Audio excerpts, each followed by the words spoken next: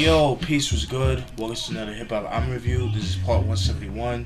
The EP that I'll be reviewing today is Ice Cube's debut and final EP that he dropped called Kill It Will, released in 1990. You guys by now should know who he is. I did a review on his first four albums.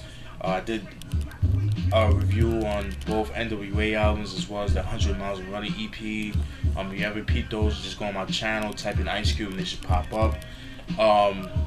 And like I said, this came out in 1990. This is the 2015 reissue that came out last year, due to the Straight Outta Compton movie coming out. So I thought that was pretty cool that they actually released it, for the fans that never got a chance to cop the album and stuff like that, or the EP, I should say. So I was like, you know what? And the thing is, like, I've seen it in stores, back in the day, but I never bothered to pick it up, only because of the fact that I have the 2003 reissue of America's Most Wanted, which comes with the EP, but it's like all in one CD. But I was like, you know what, to be completist, let me just get the actual copy of Kill It Will. But like I said, this is a 2015 reissue, but I'm good with that. You know what I'm saying?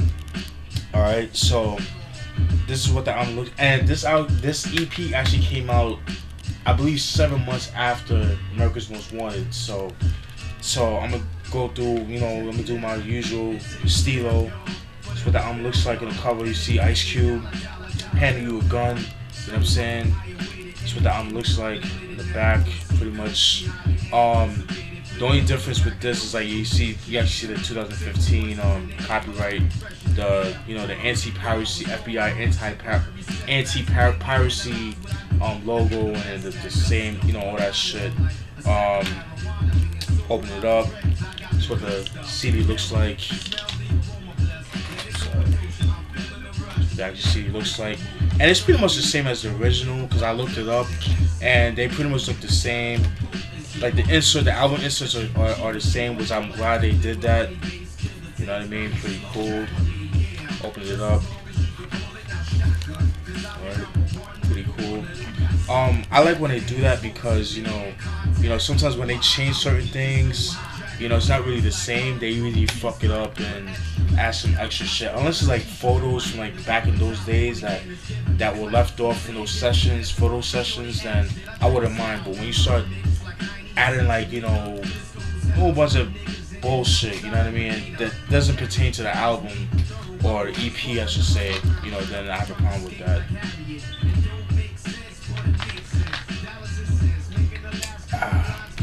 Excuse me.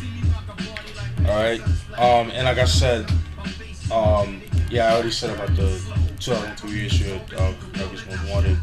Alright, I'm gonna go through some of the tracks. You know how I get down. Alright, track 1 is Endangered Species, Tales from the Dark Side featuring Chuck D. This is the remix version. The original version is on America's Most Wanted. I think the only difference with this one is the beat. The beat is different, and I don't think that in the original one it comes with an intro where it says like you have a reporting saying that LA is like the biggest gang capital of the nation, and like how 452 people died that year due to gun violence at that time and shit like that, which is kind of crazy. But pretty dope song. I actually prefer this version over the America's Most Wanted version, the OG version, just because of the beat and obviously the lyrics and the content matter. Pretty much the basis on the song is that black people are endangered species and things of that nature. So, and that's due to like gun violence and things like that. Shit like that. That's what they talk about. But like I said, I feel like the beat is a lot better on this one than on the OG. But that's just my opinion. Pretty dope joint right there. Track 2, Jacqueline for Beats. Pretty dope joint. There's a video for that. Definitely check that out. I'll post it down in the description box. It's pretty much, it's a braggadocious track, but also he's rapping over other people's instrumentals, and that was never done before. So Ice Cube is actually a pioneer of that. Like he's rapping over like how people freestyle over other people's beats. Well, Ice Cube was the originator of that. Nobody was doing that before, at least on an album. I mean, yeah, at least on the album. So nobody was really doing that before. So I think he was like the pioneer of that. I think he just in general too. Um, yeah, so that shit. Then track three, get off my dick and tell your bitch to come here. This is the remix. The difference with this one on this EP and the one on the album on the OG original America's Most Wanted is that the one on the album is actually an interlude, but in this one he made a full length song. I mean the beats are the same, the lyrics are the same. The only difference is on the EP is full length. It's actually an actual song, whereas on the album it was an EP. It was an actual interlude. It was like about I think like a minute long or some shit like that. It wasn't very long, but he talks about male groupies and shit like that. He talks about how you got these niggas that want to get autographs and pictures with the artists and stuff like that. Real dick, kind of like dickish on Ice Cube's part. I mean, I like the song, it's a dope song, but it's kind of an asshole kind of song. Like, yo, like, man, yo, why you want to take a picture of me, man? Just enjoy my music. Like, I don't know, man. Like, I have to put a little rant because a lot of MCs are like that. There's some MCs that's cool that don't mind taking pictures. Thank God most of them weren't like that, but you got some that don't want to take pictures with them. They're just there for the bitches and things like that. And that's the case with Ice Cube on this song. So I'm pretty sure a lot of established artists could relate to that. You know what I'm saying? But he was sort of about. He had an instance where he said like there was this one dude that wanted to take my picture. That wanted to take a picture with me, but he had this fine ass girl, which was his girlfriend.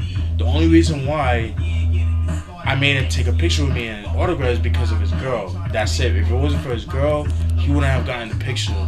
And to me, that's some asshole shit because, not for nothing, but the majority of the people that buy the CDs, at least especially at that time, were dudes. You know what I mean? And of course the women too bought the albums, but it was mostly guys that bought the album and shit like that. So for you to say shit like that is kind of ignorant. You know what I mean? Like, and that goes for you MCs out there too that do that shit, that kind of forget where they came from. You know what I'm saying? They start swallowing their ass, as my mom would say, is kind of forget where they came from. So that's the kind of shit that pisses me off about certain artists and stuff like that. But and yes, I had something that happened to me, but it wasn't an artist per se. It was with a comedian. I don't even think he was that funny, but it was Bruce. I asked him for a picture.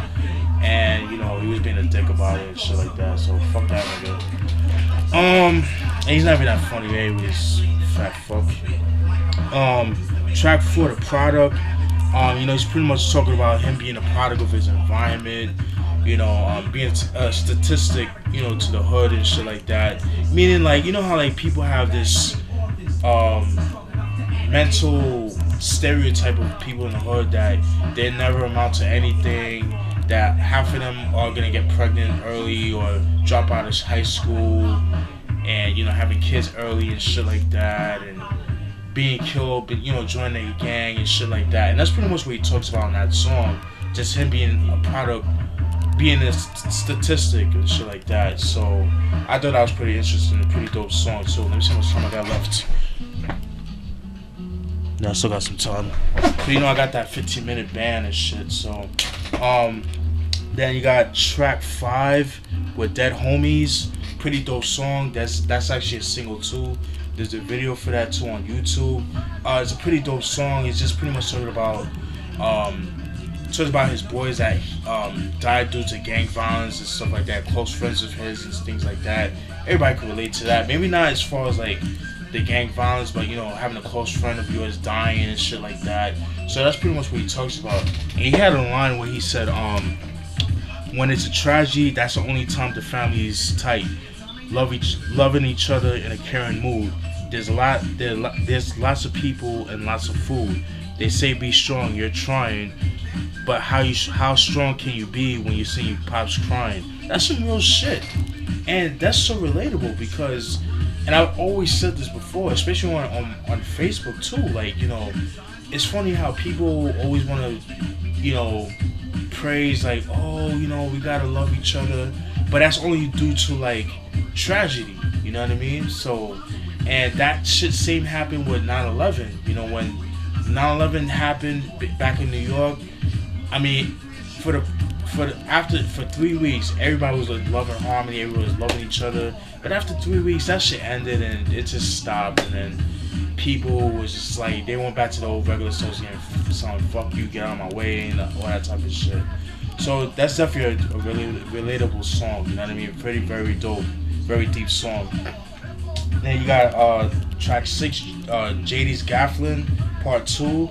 It's JD of the Lynch Mob just talking shit. It's him talking about how he got robbed, and after he got robbed, the cops came harassing him, talking about why is he walking on the streets. I'm like, nigga, I just got robbed. Like, what do you want me to do?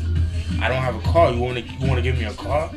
And things like that. He just talks about how, you know, walking the streets of, you know, South Central Los Angeles is fucking, you know, it's suicide, you know, especially around that time, you know, because like, violence at that time was crazy. And that's pretty much what we're talking about, you know what I mean? So, hold your head, JD. Unfortunately, he's serving life in prison for murder.